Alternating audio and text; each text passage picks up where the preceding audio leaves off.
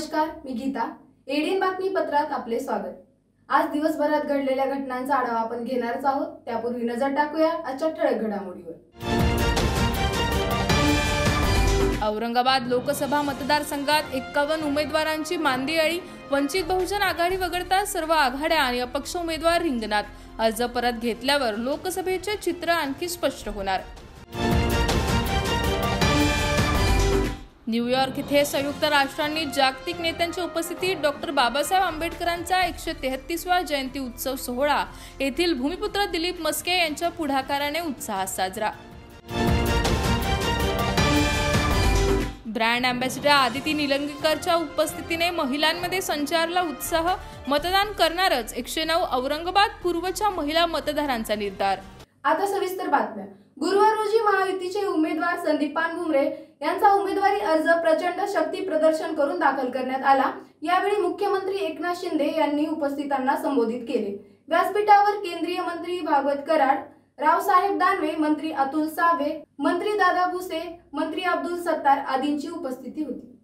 छत्रपती संभाजी महाराजांच्या नावाचे नगर यामध्ये आज महायुतीचे उमेदवार संदीपान भुमरे पाटील यांचा उमेदवारी आज अर्ज भरला. भर कडाक्याच्या उन्हाळ्यामध्ये हजारो लोक, अगदी नजर पोचत नाही तिथपर्यंत सगळीकडे लोकच लोक होते आणि एवढा उत्स्फूर्त प्रतिसाद आज आपण एवढ्या कडक उन्हाळ्यामध्ये पाहिलेला आहे. त्यामुळे लोकांनी महायुतीने ठरवलंय की एक खडाचा कार्यकर्ता महायुतीचा उमेदवार संदीपान भुमरे यांना या निवडणुकीमध्ये विजयी करण्याचा निर्धार आणि संकल्प संभाजीनगर वासियांनी केलेला आहे. ती जागा शिवसेना लढवणार आहे. पारंपरिक ती जागा आहे आणि आमचं जे काही निर्णय होईल तो समन्वयाने होणार. सीएम राज्यभर एकदम म्हणजे मायनर ठिकाणी जाऊन सभा घेत आहे. ही भीती कशाची, इतक्या सभा घेण्याची किंवा इतकं प्रचार करण्याची? अरे असंही विचारलं, निवडणुकात काय घरात बसायचं असतं का? त्यांच्यासारखं आम्ही घरात बसतो का? यांच्यासारखं फेसबुक लाईव्ह करू? अरे आम्ही फील्डवर उतरणारे कार्यकर्ते आहोत. आम्ही कुठे पण जिथे आमचा उमेदवार उभा आहे तिथे आम्ही जाऊन प्रचार करतो. मोदीजी पण प्रचार करतात. एक एक उमेदवार, एक एक मतदारसंघ आम्हाला महत्वाचा आहे. आम्ही कार्यकर्ते आहोत. मोदीजी पण 24 तास काम करतात. उन्हाळा, पावसाळा, हिवाळा काही बघत नाहीत आणि कडक उन्हाळ्यामध्ये पण आज मोदीजी किती सभा घेतात दिवसातून आपण पाहत आहे.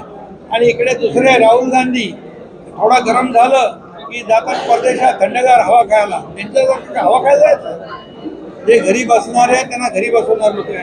पवार साहेबांनी काय अगोदर काय काय जी वक्तव्य केलेली आहे ती वक्तव्य पण बाहेर येतीलच ना. खोटा कोण आणि खरा कोण? मोदीजींना खोटा बोलायची गरजच नाही. मोदीजींना जो वचननामा दिला तो पूर्ण केलाय म्हणून तर लोक आज देशातले त्यांच्या पाठी आहेत.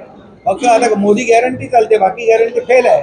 दरम्यान गुरुवारी शेवटच्या दिवशी महायुतीचे उमेदवार संदीपान भुमरे यांच्यासह 23 उमेदवारांनी औरंगाबाद लोकसभेसाठी आपापले 37 उमेदवारी अर्ज दाखल केले. तर औरंगाबाद लोकसभेसाठी एकूण 51 उमेदवार निवडणूक रिंगणात उतरले आहेत.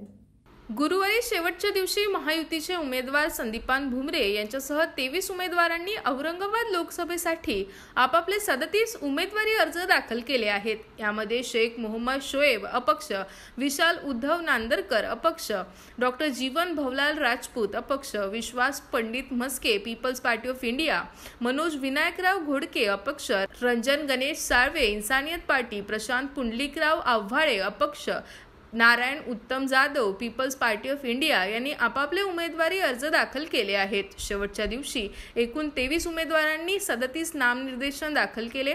आज अखेर 51 उमेदवारांनी 78 नामनिर्देशन दाखल केले आहेत. त्यामुळे आता औरंगाबाद लोकसभेसाठी एकूण 51 उमेदवार निवडणूक रिंगणात उतरले आहेत. त्यापैकी किती उमेदवार आपला अर्ज मागे घेतात आणि किती उमेदवार निवडणूक लढवतात याकडे सर्वांचे लक्ष लागले आहेत. तर यातील प्रबळ दावेदार 3च असल्याचे म्हटले जात आहे. भावी आमदारांनो, तुम्ही आता गुपचूप माझं काम करा आणि जर नाही केलं तर मी आमदारकीला आहेच. तुमच्यापैकी एकही निवडून येणार नाही असा सज्जड दम माजी आमदार हर्षवर्धन जाधव यांनी दिलाय. याचबरोबर त्यांनी चंद्रकांत खैरे आणि इम्तियाज जलील यांच्याबाबतही टीका केली आहे. मी पुन्हा एकदा खुलासा करू इच्छितो. सातत्याने जे म्हटलं जातं की हर्षवर्धन जाधवमुळे इम्तियाज जलील आले, आता हा विषय बंद करून टाका, कारण इम्तियाज जलील कुठेच नव्हते. त्यांना प्रकाश आंबेडकरांचा त्यावेळेला सपोर्ट मिळाला होता म्हणून ते पुढे आले आणि हा गेम सगळा केला होता तो चंद्रकांत खैरेंनी, कारण त्यांना असं वाटत होतं की हर्षवर्धन जाधव त्यांना झेपणार नाही, पण स्वतः खोदलेल्या गड्ड्यामध्ये ते स्वतःच पडले आणि बिल मात्र माझ्या नावाने फाडत राहिले. सत्तारांनी सुद्धा शेवटी इम्तियाज जलीलांचंच काम केलं आणि म्हणून आजही ते तसा प्रचार करून काही आपली पोळी भाजल्या जाते का, माझं भांडण किंवा माझा प्रतिस्पर्धी इम्तियाज जलील आहे असं खैरे म्हणतायत. इम्तियाज जलील कुठून प्रतिस्पर्धी होणार आहे, कारण इम्तियाज जलील बरोबर वंचित आघाडी नाही आहे आणि इम्तियाज जलील हे आता 5 वर्ष खासदार ज्या वेळेला राहिले त्यावेळेला यांचं काय काम आहे हे पण लोकांपासून वंचित नाही राहिलं. सगळ्या लोकांना माहिती आहे काय काम केलंय म्हणून. आणि म्हणून अशा परिस्थितीमध्ये आता ते हर्षवर्धन जाधवमुळे निवडून येतील आणि त्यामुळे खैरेंना मतदान करा हा चकवा किती दिवस मारणार आहे. त्याचबरोबर मी कन्नड सोयगावच्याही सगळ्या लोकांना एक गोष्ट सांगू इच्छितो, खास करून जे भावी आमदार फिरतायत, तुम्ही आता ना गपचूप आपल्या आपल्या घरी बसा आणि काम करा माझं. आणि जर तुम्ही नाही केलं आणि माझा पाय सरकलात खासदारकीला तर मी आमदारकीला आहे आणि मी जर आमदारकीला आलो तुमच्यापैकी एकही माणूस निवडून येणार नाही हे तुम्हालाही नीट माहिती आहे. त्यामुळे उगाच उचापती करू नका, काय दाखवायचं पक्षाला ते दाखवा आणि चुपचापपणे हर्षवर्धन जाधवचं काम करा एवढी विनंती. लोकसभा निवडणूक 2024च्या अनुषंगाने महिला मतदारांसाठी मतदार जनजागृती अभियान स्वीपच्या माध्यमातून राबविण्यात आले.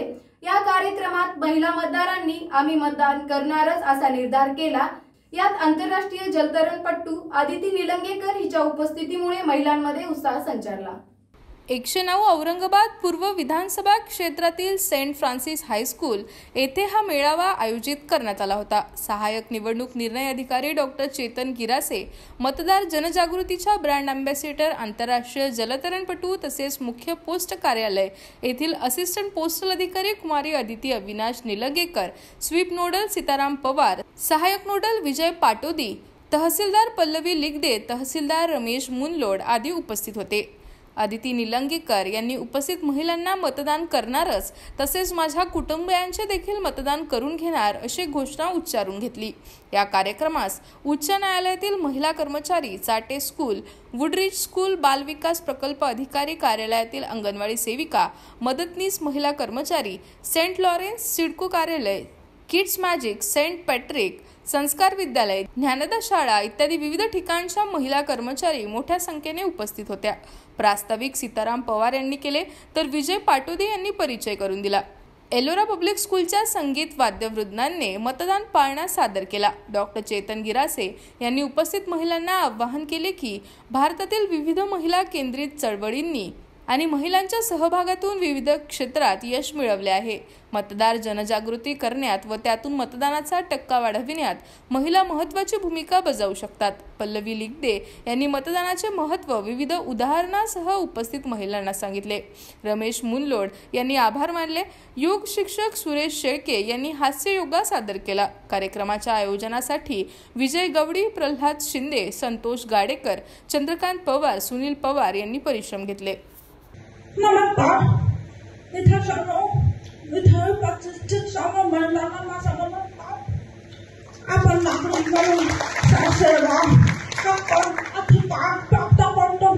त्यासोबत मतदान करण्याचं कर्तव्य हे आपण पूर्ण केलं पाहिजे. लोकशाही बळकट करण्यासाठी महिलांनी मतदान करायला हवं. महिला मतदान करणार या वाक्यानुसार महिलांनी स्वतः मतदान करावं आणि इतरांनाही मतदान करण्यासाठी प्रवृत्त करावं. अजूनही काही बातम्यांचा आढावा आपल्याला घ्यायचा आहे, मात्र वेळ झाली आहे छोट्याशा ब्रेकची. कुठेही जाऊ नका, पाहत राहा ADN.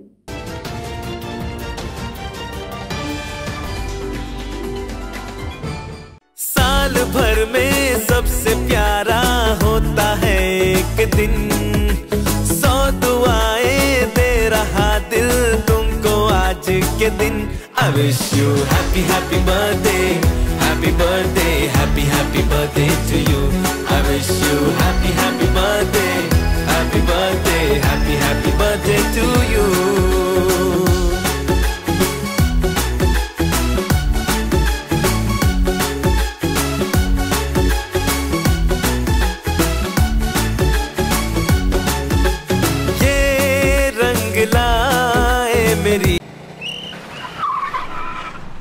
मस्त मास्क पहना रे तूने. Thank you sir. वो जान बचाने के लिए पहनना पड़ता है ना सर? रेडीमेड है या टेलर मेड है? ऑनलाइन ऑर्डर किया है सर। एक और है ना सर? देना। बहुत मस्त लगे आपको। ये ना सर। ये ना भाई, जान बचाने के लिए बाइक चलाते वक्त सिर्फ खोपड़े पे मास्क पहनेगा तो खोपड़े को कौन बचाएगा? समझ गया सर। हेलमेट ऑनलाइन ऑर्डर कर, वरना हमेशा के लिए ऑफलाइन हो सकता है। Okay sir. ये ले। चल हम ये भी ऑनलाइन भर दे। हेलमेट पहने, ट्रैफिक नियमों का पालन करे, जिंदगी के सफर को सुरक्षित रखे।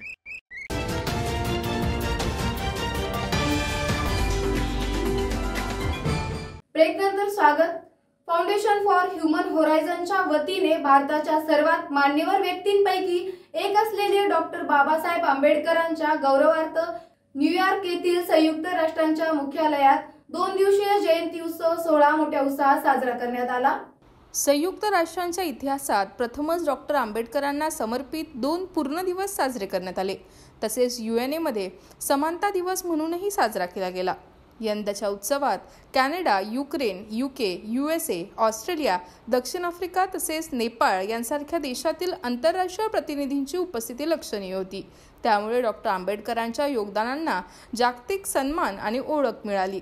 भारतातील निवडणुका असल्याने भारतीय राजदूतांच्या अनुपस्थितीत भारतीय प्रधानमंत्री मोदी यांनी कार्यक्रमाचे आयोजक दिलीप मस्के यांना अभिनंदन केले। सोहळ्याच्या केंद्रस्थानी 2 थीमॅटिक चर्चा होत्या। सस्टेनेबल डेव्हलपमेंट गोल्स साठी युवा नेतृत्वांच्या उपाययोजना आणि हार्मनी हाय सशक्तीकरणाच्या उंचावर भविष्याची निर्मिती, आदिवासी युवकांच्या नेतृत्वात टिकाऊ पर्वतीय कृषी या विषयांवर झालेल्या चर्चेला 1000 पेक्षा अधिक प्रतिनिधी सहभागी झाले होते आणि 2 धोरण पत्रिका तयार झाल्या, ज्या सप्टेंबरमध्ये संयुक्त राष्ट्रांच्या महासभेत सादर केल्या जातील।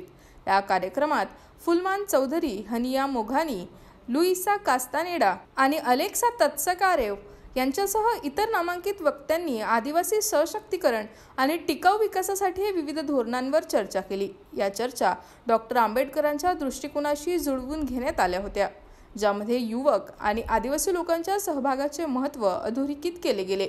संयुक्त राष्ट्रांमध्ये झालेल्या या सभेमुळे केवळ डॉक्टर आंबेडकरांच्या कायमस्वरूपी प्रभावाला सन्मान दिला गेला नाही, तर जागतिक पातळीवर त्यांच्या आदर्शांना समकालीन आव्हानांच्या निराकरणात समाविष्ट करण्यासाठी देशांच्या समन्वित प्रयत्नांचे प्रदर्शन केले गेले। अशा प्रभावी मंचाद्वारे डॉक्टर आंबेडकरांची वारसा पुढच्या पिढ्यांना प्रेरणा देत राहणार आहे आणि त्यांना अधिक न्याय्य आणि समृद्ध जगाकडे मार्गदर्शन करत राहणार आहे। फाउंडेशन फॉर ह्युमन होरायझनचे अध्यक्ष दिलीप मस्के यांनी या कार्यक्रमाचे आयोजन केल्याचा अभिमान व्यक्त केला। डॉक्टर आंबेडकरांच्या वाढत्या आंतरराष्ट्रीय मान्यतेबद्दल नोंदविले।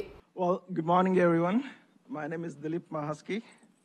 I am president for Foundation for Human Horizon. Last 20 years we have been working in the UN on various capacities, including raising voice for indigenous people, marginalized communities. So it's so glad to see this morning everyone here, and we are going to begin the program. Good morning. Good morning everyone, and Jai Bhim. Today we are celebrating 23rd session of the United Nations Permanent Forum on Indigenous Issues here at United Nations headquarters. Today we dive into our panel discussion, Youth-Led Solutions for Sustainable Development Goals, an event for international collaboration framed within the Charter of United Nations Declaration of Rights of Indigenous People. This session is dedicated to empowering indigenous youth, crucial for advancing self-determination, achieving the Sustainable Development Goals. Our panel offers unique platform for international collaborations, focusing on innovative solutions and perspective that young indigenous leaders bring to the forefront of global sustainable efforts. Additionally, this month at the United Nations, we celebrated April as Equality Month in honor of Dr. B.R. Ambedkar, a champion of equality. This year, we marked his 133rd birth anniversary on April 14, reinforcing our commitment to promoting equality and justice for all. Thank you for joining us today and engage in this critical dialogue. We look forward to a dynamic discussion that champions the voices and rights of indigenous community around the world. As we remember the enduring principle of educate, agitate, and organize, advocate by Dr. Ambedkar, this forum is not just an event, but a call to action to uphold the rights, dignity, and aspiration of indigenous youths globally. महाविकास आघाडीने आंबेडकर नेत्यांसाठी दरवाजे खुले करावे, अन्यथा 2024 व 2019च्या लोकसभा निवडणूक निकालाची पुनरावृत्ती झाल्याशिवाय राहणार नाही, अशी भारतीय दलित कोबराचे कोबराराजे ॲडव्होकेट भाई विवेक चव्हाण यांनी भूमिका व्यक्त केली. विदर्भामध्ये भाजप विरोधी आघाडीला म्हणजेच महाराष्ट्र विकास आघाडीला चांगली परिस्थिती असताना सुद्धा केवळ जनाधार असलेल्या आंबेडकरी नेत्यांशी संवाद न साधल्यामुळे, आंबेडकरी समुदायाला गृहीत धरल्यामुळे आणि आंबेडकरी नेत्यांना सन्मानाची वागणूक न दिल्यामुळे चांगली परिस्थिती असताना सुद्धा महाराष्ट्र विकास आघाडीला विदर्भामध्ये मोठ्या प्रमाणावर पराभवाला तोंड द्यावं लागणार. 19 एप्रिलला 5 लोकसभा मतदारसंघामध्ये पूर्व विदर्भात मतदान झालं आणि 26 एप्रिलला 8 लोकसभा मतदारसंघामध्ये राज्यामध्ये मतदान होत आहे. गडचिरोली, चिमूर, चंद्रपूर, रामटेक, नागपूर, भंडारा, बुलढाणा, अकोला, अमरावती, परभणी, नांदेड, यवतमाळ, वाशिम आणि वर्धा या 13 लोकसभा मतदारसंघामध्ये भाजप विरोधी मत लोकांचं होतं. भाजप विरोधी संताप होता आणि भाजपला पराभूत करण्याची लोकांची मानसिकता होती. या प्रत्येक मतदारसंघामध्ये 2.25 लाख ते 3.5 लाख मतदार हे आंबेडकरी विचारधारेचे मतदार आहेत. आंबेडकरी समुदाय या ठिकाणी मोठ्या प्रमाणावर राहतो. परंतु महाराष्ट्र विकास आघाडीने सरंजामदारी वृत्ती न सोडल्यामुळे आणि आंबेडकरी नेत्यांना, जनाधार असलेल्या आंबेडकरी नेत्यांना किरकोळ मांडल्यामुळे आंबेडकरी जनता ही नाराज झालेली आहे आणि त्यांनी महाराष्ट्र विकास आघाडीच्या विरोधामध्ये भूमिका घेतलेली आहे. Rotary club of Aurangabad, interact club, SBOA शाळेच्या संयुक्त विद्यमाने अर्थ डे निमित्त रॅल्या घेतल्या गेल्या. यात सीड बॉल संबंधित माहिती आणि गरज याबाबत सविस्तर माहिती देण्यात आली. रोटरी क्लब ऑफ औरंगाबाद आणि इंटरॅक्ट क्लब SBOA शाळा यांच्या संयुक्त विद्यमाने अर्थ डे निमित्त पर्यावरण रॅली घेण्यात आली. त्यावेळेस प्रथम शाळेच्या मुख्याध्यापिका शुभदा पुरंदरे यांनी मुलांना मार्गदर्शन केलं. प्रेसिडेंट सरिता लोणीकर यांनी प्रस्तावना केली आणि सीड बॉल संबंधी माहिती आणि गरज याबद्दल सविस्तर सांगितले. AG स्वाती स्मार्ट यांनी प्रथम इंटरॅक्ट क्लबचे महत्त्व, त्यातून मुलांमध्ये वाढीस लागणारे नेतृत्व गुण, सामाजिक जाणीव याबद्दल माहिती दिली. मुलांच्या ज्या ऍक्टिव्हिटी झाल्या त्यांचे कौतुक केले. नंतर कंपोस्टिंग बद्दलचे सविस्तर मार्गदर्शन केले. प्लास्टिक प्रतिबंध याबद्दल मार्गदर्शन केले. शाळेत दर शनिवारी मुलांनी प्लास्टिक जमा करून कचरा वेचक महिलांना ते द्यायचे असे ठरविले गेले. त्यामुळे ते रिसायकलिंगसाठी वापरता येईल आणि कचरा गाडीत किंवा रस्त्यावर टाकले जाणार नाही. त्याबरोबरच मुलांना प्लास्टिक पासून होणारी पर्यावरणाची हानी याची माहिती कळेल. मुलं पर्यावरण रक्षणासाठी कार्य करतील असे सर्व विद्यार्थ्यांनी सांगितले. त्यानंतर प्रेसिडेंट सरिता लोणीकर यांनी निवडणुकीत मतदान करण्यासाठी मुलांनी पालकांना विनंती करावी असे विद्यार्थ्यांना सांगितले. शाळेत मुलांनी कंपोस्टिंग केले आहे, सीड बॉल तयार केले आहेत, थोडी रोपे तयार केली आहेत याची माहिती मुलांनी दिली. रोटरी आणि इंटरॅक्ट क्लब तर्फे अर्थ डे निमित्त पानपोईचे लोकार्पण करण्यात आले. अशा प्रकारे शाळेमध्ये अर्थ डे निमित्त सर्व उपक्रम घेऊन पर्यावरणपूरक रॅली घेतली गेली. यासाठी प्रेसिडेंट सरिता लोणीकर, मुख्याध्यापिका शुभदा पुरंदरे, धनश्री उत्पात, योगिता मानवतकर, सानिका कुलकर्णी, स्वराली कुलकर्णी, तन्मय जांभोरकर, श्रद्धा उत्पात, अर्णव जोशी आणि इंटरॅक्टचे विद्यार्थी यांनी परिश्रम घेतले. सेठ नंदलाल दूत हॉस्पिटलच्या वर्धापन दिनानिमित्त कार्डिओलॉजी मेगा कॅम्पसचे आयोजन करण्यात आल्याची माहिती पत्रकार परिषदेत देण्यात आली. या शिबिरामध्ये 50% सवलतीच्या दरात तपासणी, 2D इको आदी तपासण्या केल्या जाणार असल्याची माहिती देण्यात आली. तुम्हाला माहिती आहे, दूत हॉस्पिटल हे एक या पूर्ण पंचक्रोशीतलं एक खूप मोठं हॉस्पिटल आणि नावाजलेलं हॉस्पिटल आहे. लाखो रुग्णांनी आजपर्यंत इथे आपली ट्रीटमेंट घेतलेली आहे. या रुग्णालयाला उद्या 26 वर्ष पूर्ण होत आहेत. हा एक मोठा प्रवास आहे, एक मोठा कालखंड आहे, ज्यामध्ये की लाखो रुग्णांनी ह्या रुग्णालयामध्ये आपली स्वतःची वेगवेगळ्या आजारांसाठी उपचार करून घेतलेले आहेत. हे जे 26 वर्ष पूर्ण होत आहेत, तुम्हाला माहिती आहे 26 एप्रिल 1998 साली या रुग्णालयाचं उद्घाटन झालं होतं. अनेक नवनवीन उपक्रम या रुग्णालयामध्ये करण्यात आले आणि नवीन प्रोसिजर्स, शस्त्रक्रिया इथे पार पडल्या. मराठवाड्यातलं पहिलं MRI इथे आलं. मराठवाड्यातलं पहिलं रेडियल लॉन्च, हातामार्फत एन्जिओ करण्याची जी सुविधा आहे आणि त्यासाठी उपलब्ध लाऊंज इथे आली. पहिलं कॅडॅवर ट्रान्सप्लांट इथे झालं, किडनी ट्रान्सप्लांट इथे झालं. मराठवाड्यामधल्या कितीतरी नवीन गोष्टी इथे पहिल्यांदा करण्यात आल्या. आज या रुग्णालयामध्ये सर्व प्रकारच्या अत्याधुनिक सोयी सुविधा उपलब्ध आहेत. हृदयरोग विभागाच्या बाबतीत म्हणाल तर 2 ultra modern flat panel cath lab, IVUS, rotablator, FFR, RFR, वेगवेगळे कटिंग बलूनसारखे उपकरणं, सर्व नवनवीन जगामध्ये उपलब्ध असलेले स्टेंट्स आणि रेडियल लॉन्च या सर्व सुविधा इथे उपलब्ध आहेत. तशाच पद्धतीने ट्रान्सप्लांट युनिट आहे, किडनी ट्रान्सप्लांट, डायलिसिस युनिट आहे, नी रिप्लेसमेंट, हिप रिप्लेसमेंट सारख्या सुविधा इथे सर्व दशकानुदशकं उपलब्ध आहेत.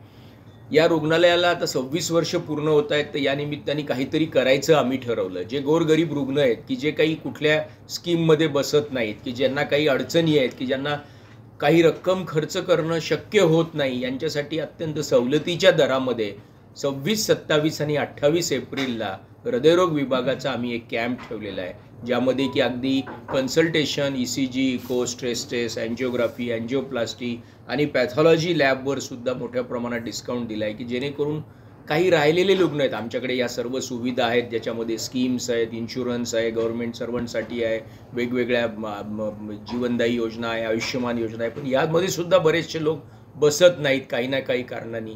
याचा यामध्ये फायदा घेतला जाईल. याशिवाय काही जुने रुग्ण आहेत की जे रुग्ण काही अडचणीमुळे आर्थिक हे करू शकत नव्हते, त्यांनासुद्धा ह्या कॅम्पमध्ये ते जर रजिस्टर झाले तर त्यांनासुद्धा याचा आपल्याला फायदा घेता येईल आणि यामुळे त्यांची ही जी काही हृदयाची दुर्धर प्रोसिजर आहे ही यामध्ये आम्ही करण्याचा आमचा प्लॅन आहे. शेवटी परत एक नजर टाकूया आजच्या ठळक घडामोडीवर.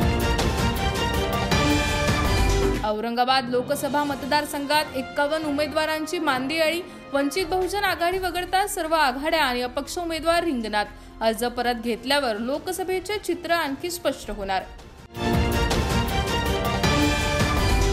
न्यूयॉर्क इथे संयुक्त राष्ट्रांनी जागतिक नेत्यांच्या उपस्थितीत डॉक्टर बाबासाहेब आंबेडकरांचा 133वा जयंती उत्सव सोहळा येथील भूमिपुत्र दिलीप मस्के यांच्या पुढाकाराने उत्साहात साजरा. ब्रँड अँबॅसिडर आदिती निलंगेकरच्या उपस्थितीने महिलांमध्ये संचारला उत्साह. मतदान करणारच 109 औरंगाबाद पूर्वच्या महिला मतदारांचा निर्धार. याचबरोबर हे बातमीपत्र इथे संपलं. भेटूया पुढील बातमीपत्रात. तोपर्यंत पाहत राहा औरंगाबादकरांचं हक्काचं बातमीपत्र ADN.